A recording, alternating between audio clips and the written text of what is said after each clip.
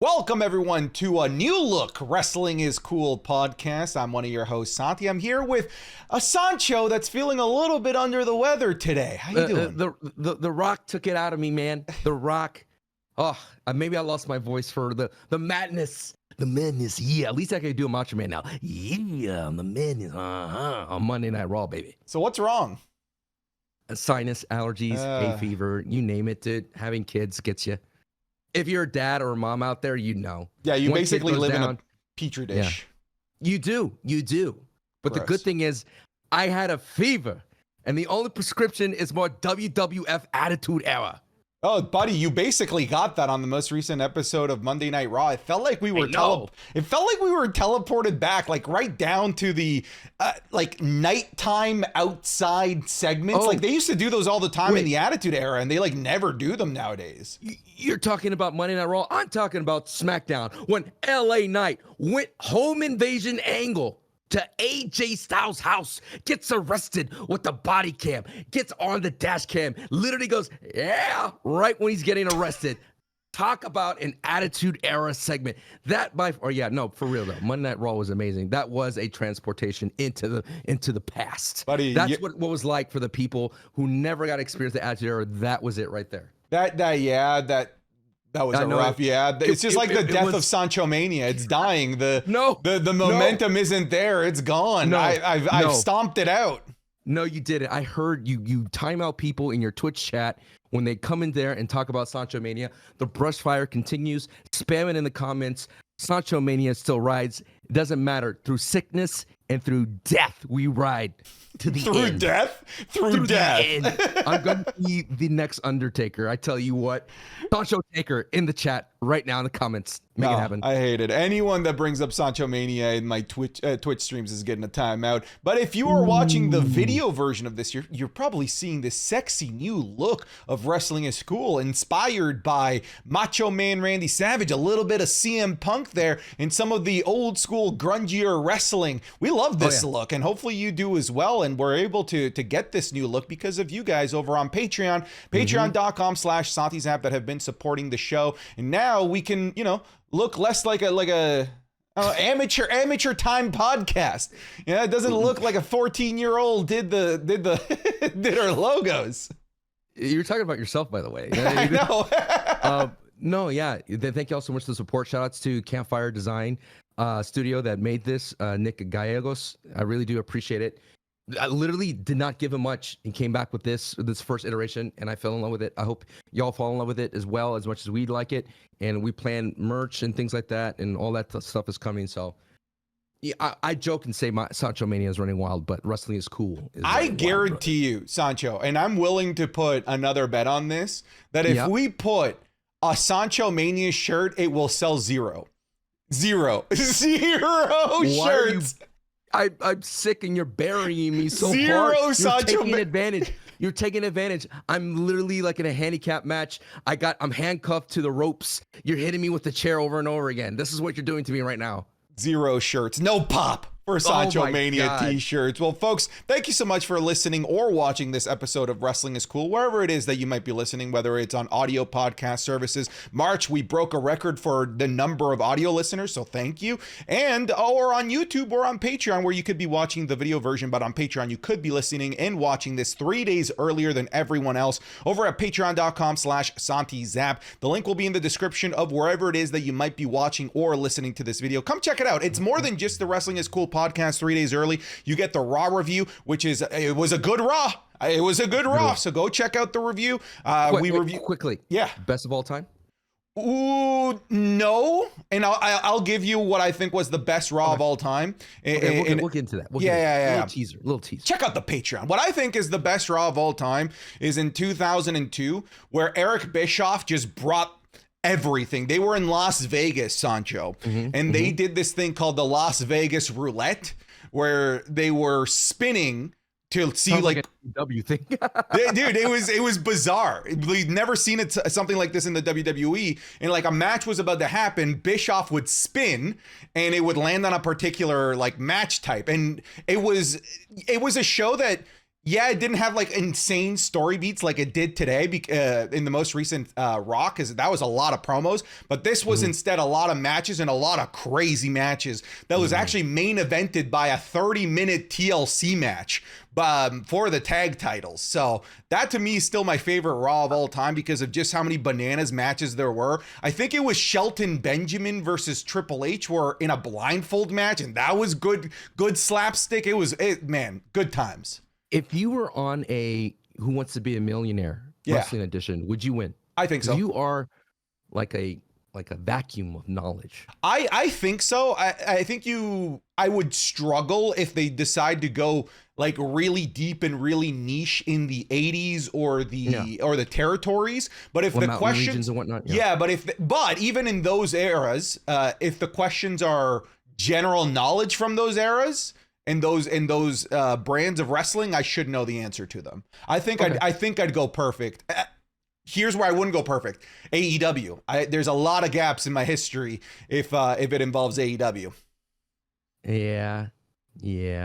But I think you would do well. And I'm switching up the glaze. Today's the Santi glaze. One day, that sounds like a good Patreon exclusive. If you were to come up with a Who Wants to Be a Millionaire set of questions. Ooh. I kind of like that. Like, let's see if you can make it like a Stump Santi type of thing. Yeah, and just see if I can run the gauntlet. I could do that, and I at the same time is our wrestling TikTok at Wrestling is Cool Pod POD. I got it. There you go. We have a lot of trivia, and I really want to bring in guests. I kind of want to bring in ringers to go up against you because clearly I am outmatched. Let's be real. Let's call it. Let's call a spade a spade. All right. Is what it is, I'm man. a realist here. It's looking ugly out there. I'm what? out there. I'm Michael like a Jordan. Sami Zayn underdog. I'm like Michael Jordan, and you're like Bull Steve Kerr. You thought I was gonna say Pippen, but you're not. You're not. No, Bull Steve Kerr when it comes to. Wow, I would have took a Kukoc. Kukoc was valid. Yeah, fair enough. But yeah, I definitely want to do that. No, it'd be fun. In the comments, or to the people that you watch, you listen to, that is in the wrestling community, reach out to them because we would love to have guest people on those wrestling TikTok. It's really fun, and at the same time though, Santi, we're kind of like, let's backtrack a little bit here. That Monday Night Raw, you were talking about it. Amazing. Oh my goodness. I would say, you asked me earlier if that was the best Raw of all time. Yeah. In terms of story beats, I would say it's the greatest Raw of all time.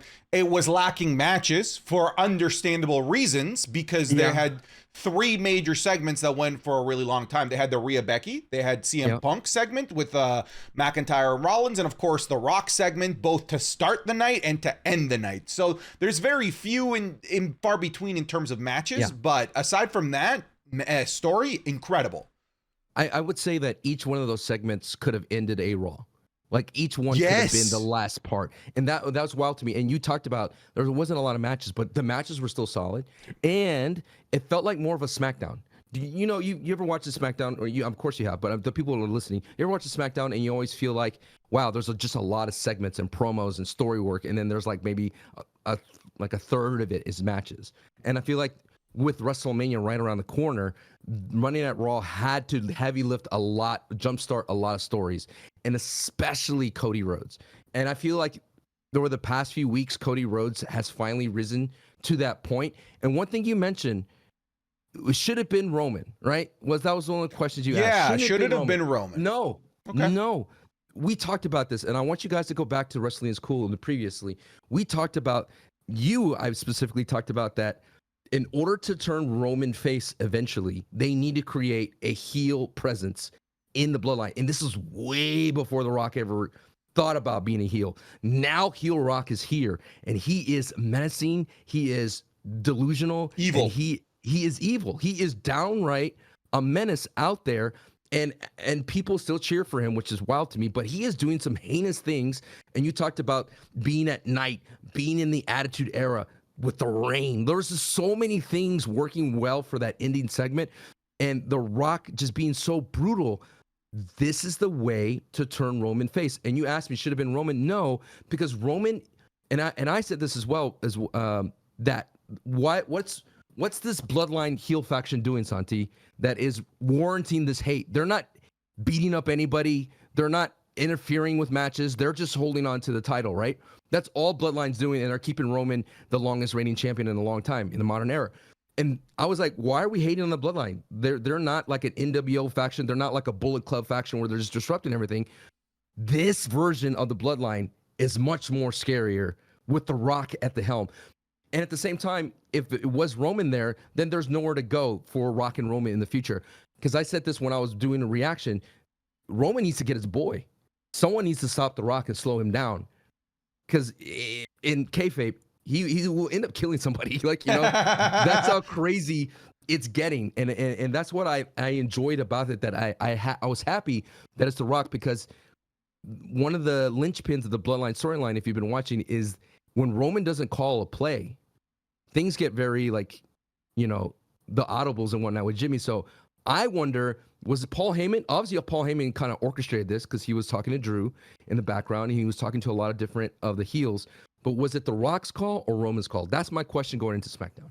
I mean, I imagine this is The Rock's call, because this is like, I'm looking, of course, at trying to make sense of the ridiculousness of professional wrestling. I see it as as The Rock making his own call, considering he wasn't scheduled for this show. He was scheduled for next week, surprise appearance this week. And not only was this as a surprise appearance, but it was like a major next step into this story beat. So I do think that if we're looking at this from storyline perspectives, who's making the call, I would say that this is a Rock call, which I'm wondering if that is going to create some sort of tension, animosity, friction within the Bloodline. My concern, and I will continue to raise this concern, and I was raising this concern before people thought it was a concern and people said that I was overreacting. I keep saying that the Night 2 main event has no hype going into it. All of the hype is for the Night 1 main event. All of the hype, dare I say, is for Cody Rhodes versus The Rock, a hypothetical imaginary match that doesn't yet exist. The last time that this hypothetical, not real match that didn't exist overshadowed a WrestleMania main event, it was John Cena versus The Miz, where they were just setting up The Rock versus John Cena at next year's WrestleMania. So right now, like, it's an over-exaggeration, absolutely, but Roman Reigns in this scenario is The Miz. He's being absolutely outshined, outclassed, and outworked by The Rock as well. So I would like to have seen some of the things that Cody Rhodes said in his promo when he was by himself before The Rock interrupted. Mm-hmm. Why weren't you saying those things to Roman's face? Like, what? Like, when he was with Roman, he's like, I get it. You are a GOAT. You are one of the Mount Rushmores, and I hope we have a fun WrestleMania. Let's make out. Let's shake hands. It's like, dude. But then, like, on the next episode of Raw, you're telling him that you hate his guts, that you're gonna end him. Like, you're saying that he wanted to have a cousin wank. Like, that's what you needed to say to Roman face to face. Why did you say that? But that's what they said. A cousin wank. You said no. You said it. What'd I say? You said it here. Oh, I said it here. Well, no, sorry. He said cousin wank fest. Okay. Just to clarify. Just to really hit it home. But yeah, like, in the Attitude Era. Yeah. It was just a little bizarre that none of that stuff happened between Cody and Roman. There is no hype between Cody and Roman. Like, it doesn't exist right now. Will there be hype when we get to the match? Absolutely, 100%. Just look at Rhea Ripley versus Charlotte Flair. Zero hype, zero build-up. We get to the match. Oh my God, the aura is there, and the match was incredible, and we're still talking about that match to this day. However, this is the closing match. Not of Night 1, but of the entirety of WrestleMania 40. XL means very big. This is the biggest WrestleMania of all time. And that's the match that's closing. And it has zero hype. Like, okay. It's almost like it's by osmosis living off the hype of something else. I totally hear you. And I see that point. I think the WWE will bring a lot of hype into that last Brooklyn Monday Night Raw. And I think my prediction would be that Night 1 of Mania will be the hype builder for Night 2, where it's going to be like, holy crap, I need to see Night 2, especially how it goes down. In my mind, hear me out, Santi. What happens? is The Rock is going to eventually get his comeuppance. That's just has to happen. This dude has been running roughshod against the biggest face in the WWE, and Cody Rhodes. So Cody is going to take out The Rock, and eventually he's going to try to take out Roman, but it took too much out of Cody to take out The Rock, and Roman gets the pin on Cody. And everybody's going to freak out and be like, oh no, here we go again. The Bloodline's going to retain going into night 2. Bloodline rules. And it's going to be the perfect catalyst going in. Bloodline rules. It's going to be the perfect catalyst going into night 2. I don't feel like what's so bizarre to me, and before I make my next point, is that Becky and Rhea have a better build than Roman and Cody. Yeah. Becky's promo about being a mother and that her dad wasn't around to meet her daughter, like that kind of stuff, is that babyface fire that Cody lacks in a face-to-face confrontation, because he's so, what Roman says, so political about his appearances when the tribal chief is there. And when even Roman's like, dude, you say the same thing over and over again every time I'm here. So that being said, I don't feel like, it's not like, hey, the alarms are off, this is going to be a terrible match. I think the hype will build exactly how they have here. It's just no denying that I was right.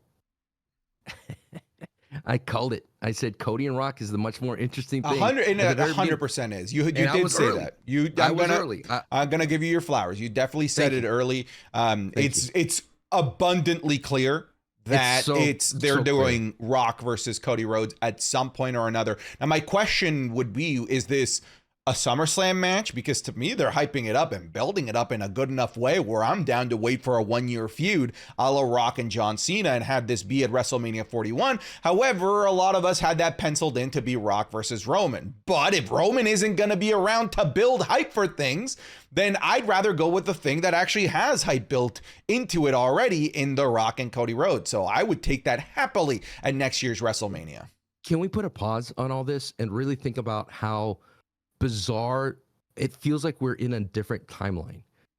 Rarely in wrestling where we jump a timeline into another multiverse, because in another multiverse we have CM Punk going at Mania wrestling, we have Roman versus The Rock, and we have, I don't know what Cody Rhodes would be end up doing, but it's just so bizarre to me how all this is coming together, and none of this, any of this would be something that we would have gotten. Like, it's just so weird to me that I'm getting a peek into a timeline that we never should have access to, and that never would happen. You're talking about The Rock, Mr. Papatui, out there selling his face brands, selling to Target, singing songs to 2-year-olds, singing "You're Welcome" at one side, and then all of a sudden wiping Cody's blood on the weight belt. Yeah, I had to do it. Wiping the blood of Cody's on his Mama Rhodes. By the way, I bought Papatui. I was so scared that The Rock was going to come and get me. I bought some. I have the eye. The eye stuff is very nice. This is not an ad. Not an ad. Enough. Could be Rock. Could be Rock. Could be Rock. Could be Rock. Please don't hurt me. Don't go after Mama Sancho, please. Mama Sancho. Yeah, the eye stuff is great, and it smells great. The lotions and the conditioners and the body wash, highly recommend it. It's dirt cheap too, brother. Like, we're talking about $10, brother, or like that, and we're putting over the Rock. What the heck are we talking about? I'm just scared. Wouldn't you be scared for your life? And you know what? He whispered to him, like, buy Papatui. That's what he told him. And Cody was like, I'm not buying that Papatui. And that's why he got destroyed. I thought, again, my pitch to Santi in behind the scenes, I was like, Santi, wouldn't it be cool if The Rock kidnapped Pharaoh the dog and held the dog hostage? Dude, that would be super Attitude Era. Dude, that would be super Attitude Era. If he stole the dog, that would actually be hilarious. Like a stuffed dog off a bridge. Like, it's clearly fake dog, right? Like, that's the Attitude Era. That's like a layer of the Attitude Era where we're like, all right, we're going too far. But to go back to everything, like, this is what make the Attitude Era so special, because like you never knew how it was going to end. You never knew it was going to end outside. You never knew it was going to end like on a bridge. You never knew who was going to show up, and you just didn't know. Yeah, you could say that because the internet is all encompassing, and there's a lot of returns and things are spoiled from the internet's newsmakers and all that and all the dirt sheets, but that's what I felt like, man. I just had no idea. And once The Rock showed up, I was like, anything goes in this Monday Night Raw. And then when The Rock wasn't leaving and we wouldn't know, like, what did he tell Cody? I was like, this is going to go down. This is going to be the anti-Avengers thing. This is Infinity War in a nutshell, where all of a sudden the faces just get destroyed. And by the way, Santi, where is Seth Rollins? Where is the shield of Cody Rhodes? Yeah, right. Well, I think that was the conversation between Heyman and McIntyre to go out there and stop Seth Rollins from interfering. I think that was it. Right. Before we continue on this point, I want to just take a quick side note. I know you don't watch NXT. You sometimes watch it here or there. But not only do I think right now that NXT is the bedrock of future talent in the WWE, but now I'm starting to connect some dots. I think it's the bedrock of WWE trying out different styles of storytelling, because NXT over the last month or two, they've been doing kidnapping storylines. They've been doing they've been doing the classic Attitude Era best friend turns his back on his homie and attacks him. They've done attacking a crazy person and putting them in a straitjacket and making them have a cage match. Like, they've been doing wild things on NXT, and I think Shawn Michaels, dude. Yeah, dude, and I think they're just testing things to see what they can do that's still within the parameters of PG while still pushing the envelope. And by the way, the Rock thing definitely not PG at all. So we're gonna need to discuss that in terms of how it looks like on Netflix. But I think that they've been slowly dipping their toes with these more Attitude Era-esque, edgier storylines down in NXT, and I feel like now they're ready to maybe unleash them on the main roster.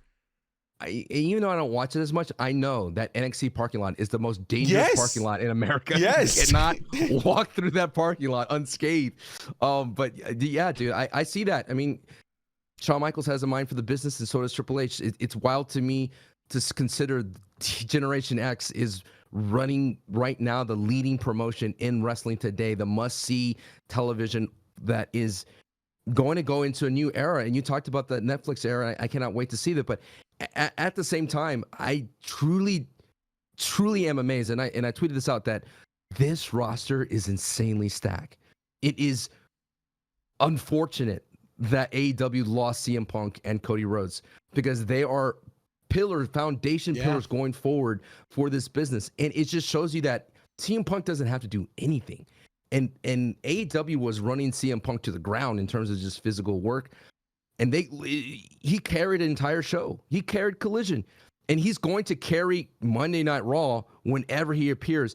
And I was just sitting there like, when CM Punk came out, I was like, oh my God, this is barely an hour. Like, this is in the first hour. You get Cody Rhodes, The Rock, and CM Punk, and Seth Rollins, and Drew McIntyre. It's too packed. It's so packed to the point where it's like, dude, like, obviously, I think I personally would have liked like the likes of Okada and Will Ospreay to join the WWE. Oh, for sure. But like, at the very least in this build up to WrestleMania, there would have been no room for them. There's barely room for Andrade, right? So he looks great too. He does look great.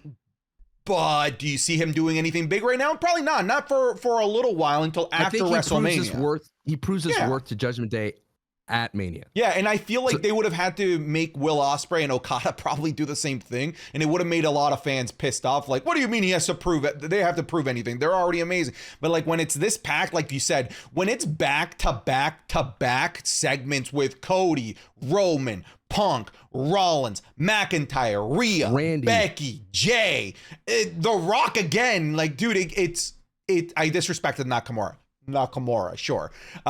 It's too packed. He carried 2023. He was a great heel. He did. He deserves some. He gets his flowers. I do believe he deserves this. One 2023 was the best year of Nakamura, I will say. So what? Absolutely. You know, with how stacked this lineup is, man, like you already kind of talked about CM Punk and his involvement at WrestleMania. I hope people didn't forget how good this man is on the microphone, because that was a legendary back and forth between everyone. With, man, I think the best clapback of the year has to go to CM Punk when Drew McIntyre is like, I was the chosen one. Oh yeah, who chose you? Why don't you say his name? This bastion of goodness, who chose you? That, to me, man, that's not scripted. That is on the fly improv that you can only come up with if you've got like if you've got the knack for it, and CM Punk does. You got to give credit to Drew McIntyre for hanging in there. And, Drew McIntyre is proving that he can hang with CM Punk. And then he can hang with Seth Rollins. There's just so many good things that is happening on this roster. And that segment was wild to just witness unfold, because it felt like it wasn't scripted, like you mentioned. It was just, hey, you have 10, 15 minutes. Do what you got to do. Yeah, it was sloppy at sometimes. They kind of talked over each other, but that's how we talk as human beings. It looked like they were just having, like, they just told the boys, all right, go shoot the shit out there. Yeah, go have some fun. And I think it was fantastic. Worked. Yeah. It worked because, sure, maybe like 10% of the things are not going to work, but the 80% bangers, those lines are going to work. And I think Drew had some great lines. And then the Stan line.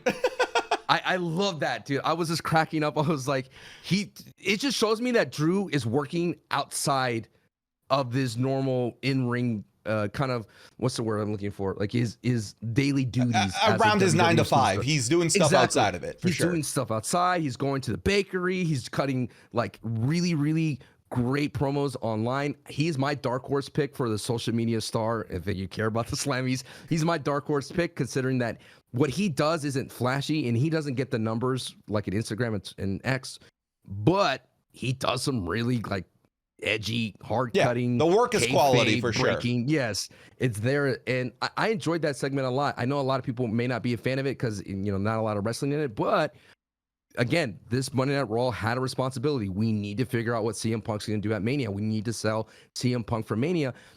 I'd rather see him as a referee than a commentator. Maybe the spot is the referee goes down. I could totally see that happen. He goes in, puts on the referee thing. That way he doesn't have to work the entire match. Counts 1, 2, 3.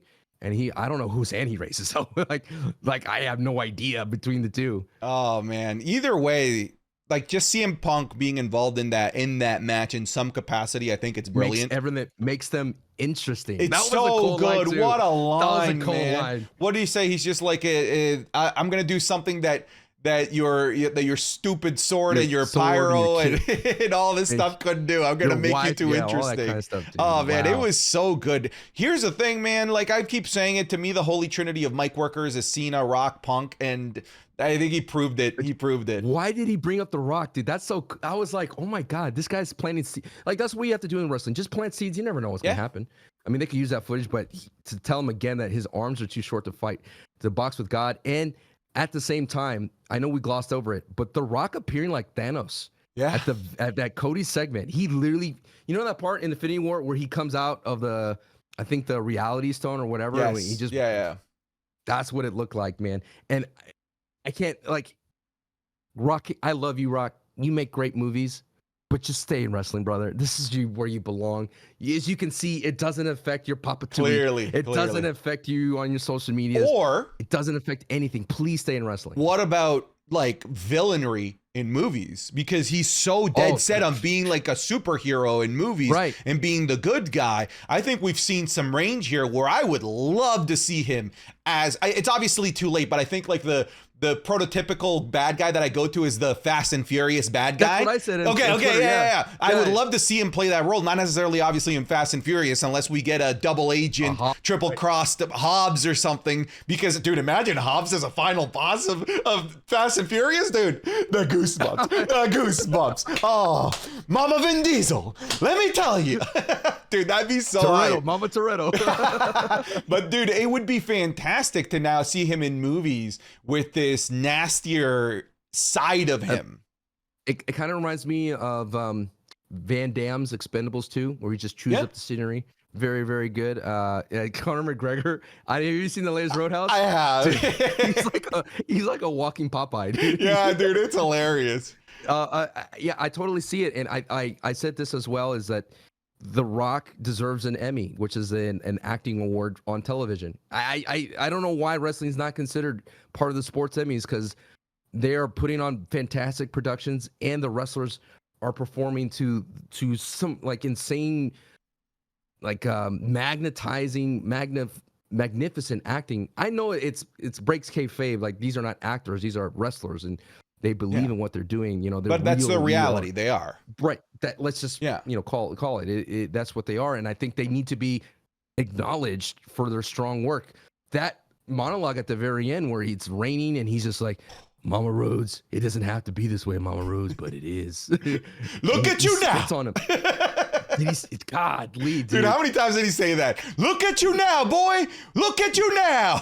He was like, look at you. You want to be a superhero? Yeah. Oh man, I just love that. Thank goodness they had those clean trash cans. But yeah, dude, the entire thing was great because, like I said, the only thing that the Bloodline did like heinously was beat up AJ Styles to put him off TV. Yeah. Remember when Solo Sikoa came off? And that was the only thing I've seen in a long time to put someone on the side. But yeah, back to CM Punk and Seth Rollins. I think Seth Rollins looked great here too. That was the best Seth Rollins because he did not do his visionary thing. He cut right to it. And CM Punk, what people don't understand about CM Punk is that he elevates everybody. If you don't step up to CM Punk's level, he's just going to destroy you. And you're going to be out of the program quickly. If you have to be right at CM Punk's level, and he elevated Seth Rollins, elevated Drew McIntyre certainly, and I think it's so cool to me to see everything fall into place for WrestleMania 40. Now I'm like, yes, Rhea and Becky. Oh, that's gonna be a good one. It's all yes, Seth Rollins and Drew McIntyre. That's the 12-man tag team where the faces are it's good, man. DIY. I was like, yes. We're gonna and Judgment Day coming out and reclaiming their claim to running Monday Night Raw, beating up all the tag team qualifiers. I was like, yes. Things are looking really good, and I'm just surprised that it's working when they did not have a lot of this set. Like, it's kind of crazy to me that all this 4 months ago didn't exist. What do you think of Sami Zayn losing in his road? I did not mind it. You didn't mind it. Okay, you think it's interesting? 100%. It's because he's gonna have to turn to Master Gable. Right. I called it. I looked into it. I was like, dude, I think Sami, because when they met backstage and Sami was just like, hey man, I apologize. I was like, this is going to be where Sami has to go to a different level. Sami has to be someone else that's not Sami. And I think you're going to see a new style of wrestling from Sami. You're going to see some old school luchador action from Sami, stuff that he hasn't done in a long time to get to that next level to beat Gunther. And I was like, perfect way for Chad Gable to be the coach. And it's a perfect slot for him because that means Gable could be in his corner. And as time goes on, the heel turn for Gable goes away. But I really do enjoy that Sami had to lose because you need to create doubt in Sami's mind. He's already feeling doubtful that he cannot beat Gunther. He's in his head. He got the yips, man. Sami's son. He's gonna have to be Mr. Miyagi for Sami Zayn. Good, dude. It feels good because Gunther is a natural heel and it works in Rocky IV. You talked about it being Drago, and I think it's just a perfect way to keep Chad Gable involved without completely writing him off. It's still like, even if Sami loses and Gable gave it his all, I think Gable stands up to him. And who knows? Maybe the Monday night after Raw, Gable versus Gunther. Who knows? I mean, look, one of the things that I'm hyped for is that this is the first ever Monday Night Raw after Mania without Vince McMahon. Last year's Raw, he came back at Raw After Mania and ruined it. That was Brock Lesnar and Cody. Yes, dude. He came back at that Raw, apparently tore up all of the plans and ruined everything moving forward from there. So this is the first Raw After Mania where Triple H, TKO have full control. And my mouth is watering at the thought of Raw After Mania. For those, I feel like there's a lot of young fans that have not gotten to witness a really, truly, genuinely amazing Raw After Mania. They used to be genuinely free pay-per-views. Raw After Mania's, oh my goodness, WWE finally signed Goldberg? Are you kidding me? He attacks The Rock? Well, Brock Lesnar back after 8 years? Excuse me? Like, heel turns, Ziggler cashing in his Money in the Bank briefcase. Like, that's what Raw After Manias were about, because they were the season premiere. They were designed to hook you, Mama Rhodes. They were designed to get your hooks in you so that your WrestleMania hangover didn't result in you backing away and not coming back until like SummerSlam or something. And the last 10, dare I say, Raw After Manias have been booty. And now I feel not bootios. We like bootios here. Yes, we do. Just booty. Nasty booty. Stinky booty. Rikishi, Stankies. I can't wait for that Raw After Mania. One of the reasons why I mentioned the Sami Zayn thing though is because even though I didn't feel like there were too many matches on this show, what it did feel like to me is that everything was balanced from head to toe. The mid card got a lot of shine as well, whether it's with backstage segments, with matches. I love the fact that Ricochet. Oh my God, Ricochet versus JD McDonough. Didn't that remind you? One of the comparisons that I made when they were having that absolute banger of a match is when WCW like main eventers were doing their garbage, and then the cruiserweights, the Eddie Guerreros and Rey Mysterios of the world were just putting on classics. That's what that reminded me of. Sure, the Ivy Nile and Candice LeRae match was whatever, but it was a good additional build to Candice LeRae.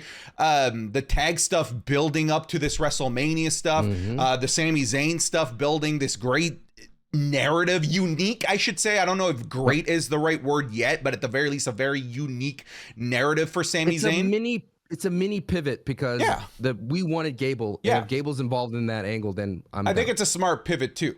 So what I'm seeing is just a balanced sequence of storytelling from head to toe, where I think in the past, the WWE would have been very, very guilty of only focusing on the main event. Oh, for sure. I mean, the main event would have taken the last hour or so, and it would have been a lot of promos. I mean, it's kind of weird because when I've been making these videos, these little video essays, and I talk about, hey, the WWE is different. You guys should come back. It's easier to watch.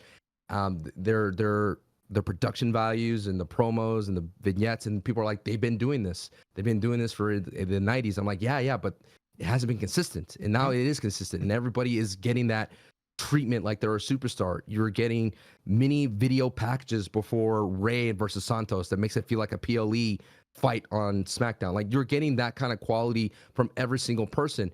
And my question for you is, before we move on to Rhea and Becky quickly, is I say this lightly, is the possibility that MJF shows up on Mania? Is there a possibility? I guess anything is possible. I mean, we're in the timeline where CM Punk, everything happened so CM Punk could get fired from AEW to land in the WWE. So anything is possible, but no, I don't think so. My understanding is that the way AEW contracts work is that contracts get extended while you're away on injury. Oh, really? Yeah. Because I remember a couple years ago, Kenny Omega's contract was supposed to be up, and there were like a lot of rumors of him signing with WWE, but he had been out for 9 months, so that actually ended up extending his contract in AEW for 9 months. So that's going to end up being the case with MJF. And in my personal opinion, they wouldn't have had MJF be this involved in such a major storyline if they didn't already re-sign him personally. It's the reason why I don't believe any of the stories that Drew McIntyre might leave. Drew McIntyre's too ingrained, too involved. And yeah, there hasn't been a news story to break out saying that he's re-signed, but anyone that can understand contextual clues could probably tell you, like, they wouldn't be giving him this limelight, these major spots. They wouldn't be hyping up future matches with CM Punk, a guy that's not going to be back for another 6 months, if he hasn't re-signed. And I think that's the same case with MJF. If he were to come back, though, Raw After Mania, oh my God. Sancho, I'm just going to give you this idea live so that I'm going to put pressure on you. You should do one of those videos of, you know what the WWE should bring back? Great Raw After Manias. I want to see that video. Okay. I'd like to see that video. I think it'd do well for you. Give me a list of the moments you enjoyed. You listed some, and I'll definitely put that together. Those are my favorite type of videos because it kind of bridges the gap between the old school and the current audience in terms of watching it. And at the same time, I'm enjoying making those videos because it allows me to, use my script writing and things of that sort. But the biggest thing about those videos is it's a great way just to celebrate what's cool about wrestling, man. And I think like this Monday Night Raw will go down as one of the coolest ones of all, honestly, at least a top 10, at least a top 10 from top to bottom. Cause you talked about how previous Raws, they only focus on one storyline, but this one had all three. And the one that I think a lot of people are going to forget the most is Rhea and Becky. I know it wasn't much. It was just a face-to-face promo, but like I said, it was a lot better at the end. It was a lot better than Cody and Roman. And you they properly built back up Becky. I know people were saying, and I saw in your comments that Becky's not up to the same level as Rhea, but I disagree. I think they built her up perfectly with Nia Jax matches and against Liv Morgan. They did a great job of doing that, and Becky has a lot to go for, like you mentioned, more than a title. She wants to prove herself that she's still the man, and she wants to defend her legacy as a champion, as a former champion. And I think it's going to be one of those sleeper matches of the night. My only concern is, will it have interference from Dom? I like that Becky got her hands on Dom. Is not afraid to get her hands on Dom. The stiffest punch I've seen in a long time. And I'm hoping that Dom is not involved too much into that Rhea and Becky. If he's there, he's there. Sure, I want Becky maybe to manhandle slam him out of the match. But at the same time, I think Rhea saying it, like, the only thing I don't like about that, the whole entire program between those two, is Rhea saying, like, I don't need to be on TV to be important or to get all this buzz. And that's a page from Roman. It's like, you guys are kind of doing like a Roman light here, where like you're an absent champion. You're doing like a little Seth light as well. It's like you're making this belt a joke. I get it. There's not much you can say about someone who doesn't wrestle, but I think if you leaned in more about, hey, Rhea made this personal, she called out my daughter, then I could fully lean into it more. Yeah, I really like the passion behind Becky Lynch. It's like something that's very simple to get behind and understand. It's a very simple wrestling storyline. It's very grassroots. It doesn't have this super grandiose Avengers Assemble thing that's going on. There's not this bigger narrative around it. It's an indie film. It's very to the point. Like, it's a very personal storyline that, yes, I feel like 4 weeks ago I would have agreed on the vein that this is a poorly built match and it doesn't have enough hype. With time, I think that it's a well-built match and there is hype. And I do believe that there is a good chance that these two, like you said, can steal the show. Becky Lynch at any moment can put on a banger, and Rhea Ripley, with the right opponent, is a banger machine. Absolutely. I think that they could put on an absolutely fantastic match. Will it main event any of the nights? Obviously not, because of the night one main event already being announced. Will it open a Mania? It absolutely could open a Mania. I think it could open night one. I believe that Seth Rollins and Drew McIntyre should open night two. I know that they're already on night two, but we'll see. Either way, it could also go towards the end of night one, end of night two, kind of like where Rhea Ripley and Charlotte went last year. But the star power is there. They've done a much better job of building this match than they did Charlotte versus Rhea Ripley. A lot of us have rose-tinted glasses over that match because it was amazing. But don't forget, that match had no build, no hype in any capacity whatsoever. The only like hype line from that entire feud was Charlotte saying to Dom that she's got a bigger Latino at home. Of course, referencing Andrade, who was in AEW. But that's about it. This match actually has build, has hype. Whether you're into it or not, completely subjective. I'm personally into it. But at the very least, the effort is there. Something that wasn't there for last year's Rhea Ripley match. Incredible. Like I said, every segment could have ended a Raw, and we would all been talking about it. I don't think that Dom will be involved, though. I don't think that Dom will be involved. He wasn't involved in last year's feud, last year's WrestleMania match, and Rhea Ripley. I can't think of her coming out with Dom with her to her championship matches. I'm thinking back to Zoe Stark at Survivor Series. I don't think Dom was there. Definitely not at Crown Jewel. I don't think that she ever comes out with Dom for championship matches. I think she might be kind of like Gunther, who leaves the goons behind when it's time to be the Ring General and get in there for the Intercontinental Championship. I was jealous of Gunther's crew neck. I was like, ooh. Oh, he's got pretty good sense of style. It's telling you, it's that European soccer vibe. Yeah. It's Team Iceland. Dude, Team Iceland. Have you seen his weight loss? Like, before and afters? Walter versus Gunther, dude, so it's like a different human. He lost a human. Well, it's interesting because you talked about that weight loss, but AJ Styles on the other side, I think he's going to change his wrestling style. No pun intended. Like, he literally is going to have to, because I feel like him as a high flyer, those days are going to leave him. And I think you're going to see like not necessarily a new finish at Mania, but he's going to do something different than the phenomenal forearm, because that dude's big now. Like, he is a meaty man all of a sudden. And I just see that he's changing to more of a brawler. to create some longevity because he's up there already. Yeah. And I he's already taken a lot of punishment on his body, especially in those TNA days and in New Japan days. Speaking of the New Japan, did you see what Cody did when he pointed to the WrestleMania sign? The little gun. He did this, and then he did the Bullet Club, dude. Dude, would it be that all of a sudden the Bullet Club show up to help him? That'd be too much, dude. There's just so many things they can do, and it'd be way too much. You want to talk about too much, buddy? Buddy, hear me out. I stumbled on something. You stumbled onto this landmine, buddy, in the beatdown of Cody Rhodes, all right? There's one thing that WWE has been trying to put into the back of our brain, same with Paul Heyman, that everything is done for a reason. The Rock is whooping Cody Rhodes' ass all over the arena. Mama Rhodes, look at you now. He's beating up Cody Rhodes, has him bloodied and battered. And in the background, there's a production truck with Cena's face and Austin's face.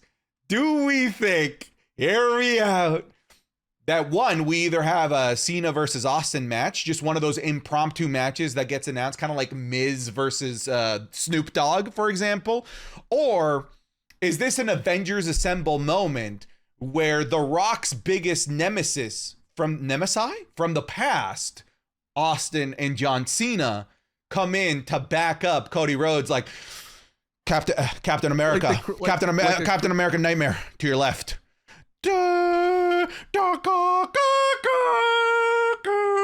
What? You can't see me.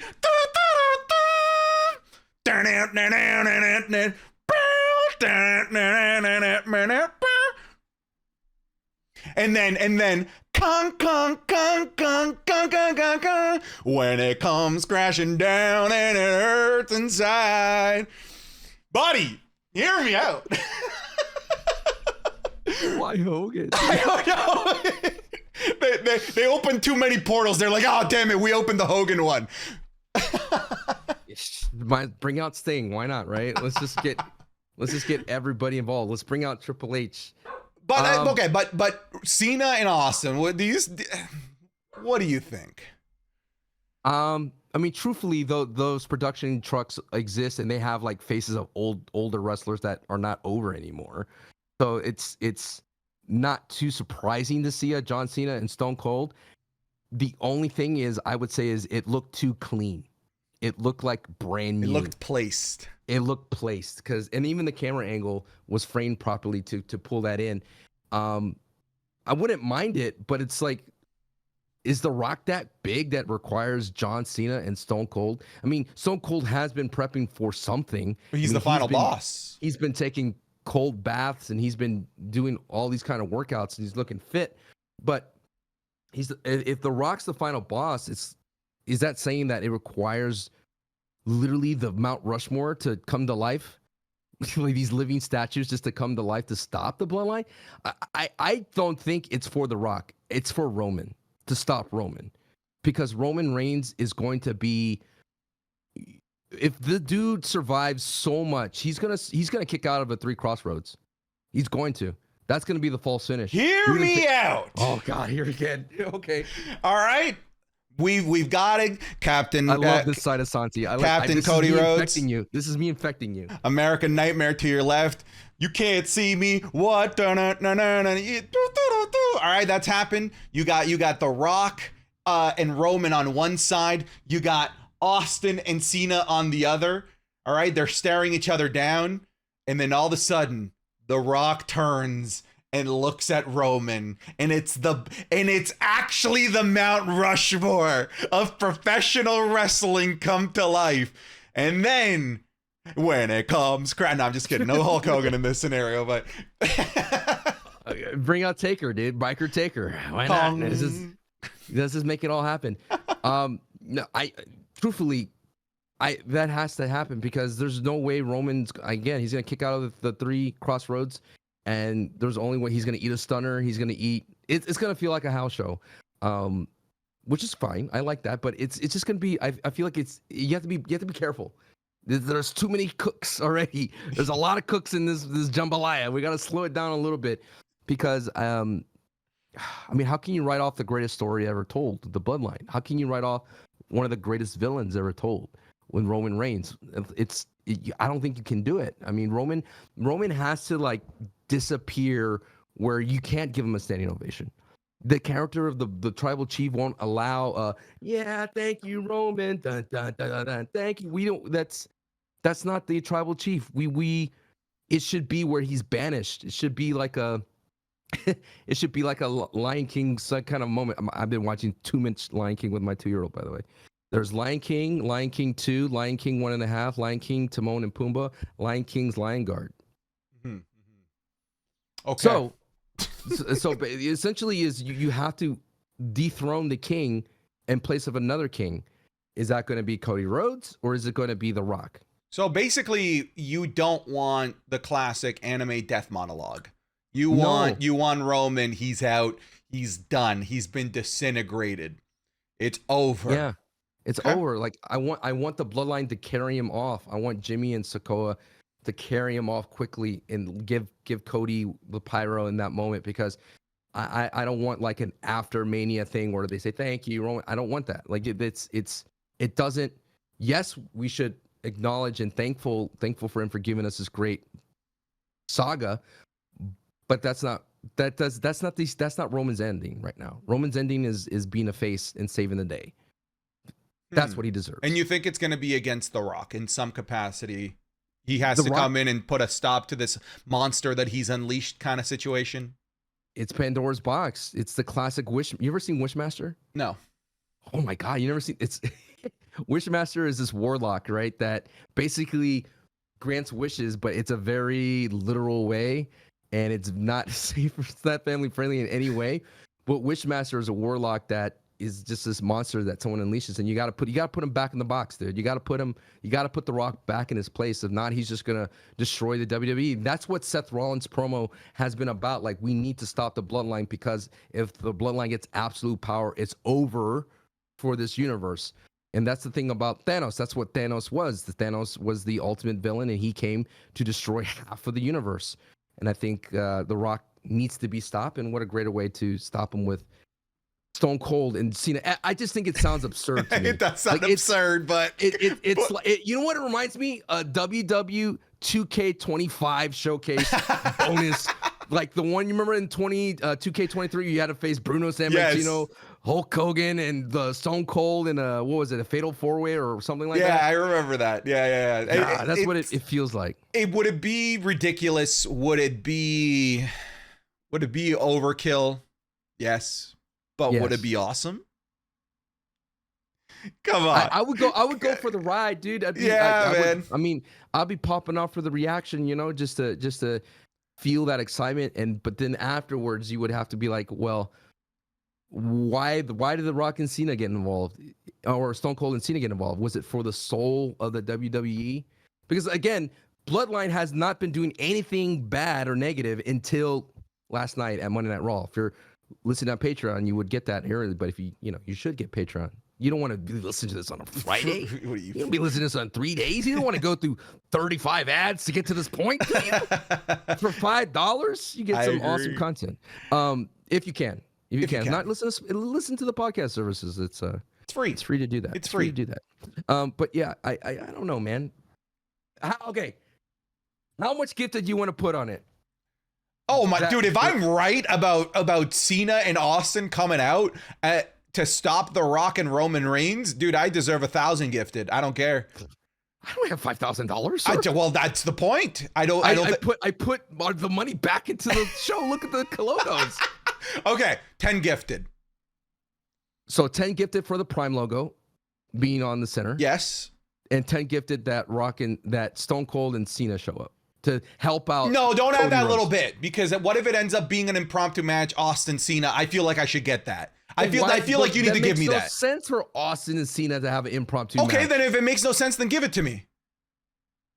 Exactly. You have nothing to lose. 5 gifted for that impromptu, 10 gifted to get involved for Bloodline. All right. We got multiple parlays. Side bets here. Some props. Yeah. Little prop bets. Going. And it's regardless. Mania is going to be awesome, and LA Knight's a goat. All right, I was gonna start to wrap up the show, and you start to wrap it up with LA Knight as the GOAT. Sancho, we haven't done this in a couple of weeks. The It's Cool segment of the week. Obviously, like it'd be an easy one to go Rock. Instead, I am gonna go with CM Punk on this one. I feel like CM Punk is the cool guy of the week. It's another easy one. Obvious answer. It is an obvious answer, but I look at a guy that's been given the moniker of like impossible to work with. He won't do business, that he's a pariah, that he's toxic. And yet here he is still putting in work, even if it is just with his mouth. As he says, he's very good with it. We're not on Netflix yet. So I do appreciate that. And I feel like at the very least for me, he's shaken off any of those allegations of him being this like toxicity in the locker room. Maybe it really was a case of too big a fish in too small of a pond over in AEW, where AEW is still small enough where the inmates are running the asylum. WWE is not that. There's so many checks and balances. There's HR, there's stockholders, for God's sake. So I feel like once you have CM Punk in this environment, we're getting the most relaxed, the most fun version of CM Punk, where he feels like he can entertain instead of having to carry a show. And I feel like, to me, that really showed in this segment of Monday Night Raw, where he's talking over Drew McIntyre to say something funny, to say a quip, smiling here or there. It just looks like he's having fun. He doesn't have these ridiculous bags under his eyes that he did when he was over in AEW. So I'm going to give the It's Cool segment to CM Punk, my boy Phil. What did Drew McIntyre say? I just want to chill. Truly yours, your biggest fan. This is Phil. Good stuff, man. Underrated. So good. Underrated. I don't know why people hating on Drew. My Wrestling Is Cool will have to go to JD McDonough. I think JD McDonough is somebody that has been lossless and trying to find his way and find his place in Judgment Day. They had that year thing where he was basically trying to get on Judgment Day, and I think he's found his dance partner for the rest of the year, and that's in Ricochet. They put the chemistry that they built, probably had a lot of house shows and things of that sort, but some great chemistry. And it's so funny because I was seeing on the internet is that I think it was from O'Shea Jackson Jr., where he was like, oh, Triple H was like, oh, you guys like Will Ospreay? Well, we got Ricochet. Let's just put one of those AEW type matches on. We had a destroyer. The whatever, I forgot what was JD's finisher, where he pulls him up with an arm drag into his finisher to get countered into destroyer, was amazing. Oh, so good. And it's something to where I know people are like calling back to Ziggler selling, but I think it's much more refined to that, because it's not overselling. It's not like Austin Theory selling. It's just the right amount for the car wrecks that are Ricochet. Yeah, it's getting shot in the back of the head selling. It's what I've been calling the JD selling. He makes the move. He doesn't. It's the big head. Yeah, big head. I think it might be the big head. I think it helps the head and the hair, because it looks like he's getting this nasty whiplash whenever That's the thing. I feel like that's the difference. Ziggler, to his credit, is a great seller, but he's what I call the fish out of water seller, where he's all over the place in the ring, flying because he's getting chucked all over the place. It's really good stuff, but this is a different type of selling, where it's the shot in the back of the head, where it's like he's selling the moves almost with like these neck jerks that make it seem like you just put him in the hospital. And he's putting out some good moves himself. So he's doing some like solid things. And then the timing that he has with Ricochet with the standing shooting star press was oh my so dude, good, I've never seen that before. That's quite literally a standing shooting star press crossbody. Because I've never seen that before. Perfect. Yeah, has to be perfect, or you totally botch that. So that goes to JD. I know you often get the wrong end of the stick or the short end of the stick, but I think there's going to be great things for you. And if he ever turns face, he can at least put on a solid. You could say JD's going to be a great worker going forward. Also, I'm interested to see, does Ricochet pull up Prince Puma? I think if they bring back Prince Puma, his Lucha Underground days, I think it would help him not have to be a guy who cuts promos. Yeah. Just being this awesome luchador, where it's like his demon Finn Balor. He goes into that bag every now and then to step it up to the next level, because Prince Puma was nutty. He's dope. Prince Puma did some crazy things. Amazing. My last parting hear me out before great. we go. Pretty Deadly Ooh. should join Yes, Ivar. boy. Sorry, go ahead. It should join Ivar to make a Lord of the Rings Viking faction. Those hair and the locks, they could be elves, dude. Just lean into that, dude, because their Yes Boy thing kind of like hit a wall here. It's kind of ran out of gas a little bit. Yes, it did. No, it hasn't. No, yes, it no. did. Pretty Deadly is the best thing going on in the tag team division. I don't want to hear any slander. Yes, boy. Look at their hair. Look at their hair, dude. It's totally elf like hair. It is elven. Come on. It is elven. It is elven. Yeah. Give it to them. And then with Ivar, imagine the high flutiness of the. Do you hate Ivar? Do you hate him? Like, why do you want to go? We've been saying I want to make him bigger. We've been talking on this channel about how Ivar is better off being an accountant, a middle-aged dad, middle-aged dad type of gimmick, because the Viking gimmick is just there's too much of a ceiling. And now you want to make him an elf of the Lord of the Rings? Why do you want to do this to Ivar? What did he do? Him a Viking. Let him be like Gimli. Oh, okay. Yeah, that's so much better.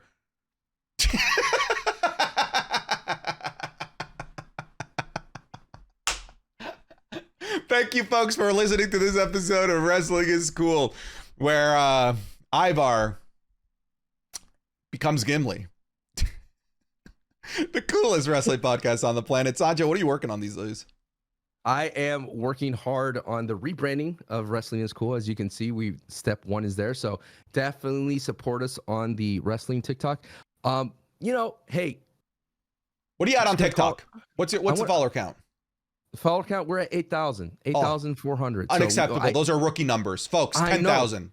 I want to get to 10,000. I would like to be able to stream live on TikTok because that would help overall.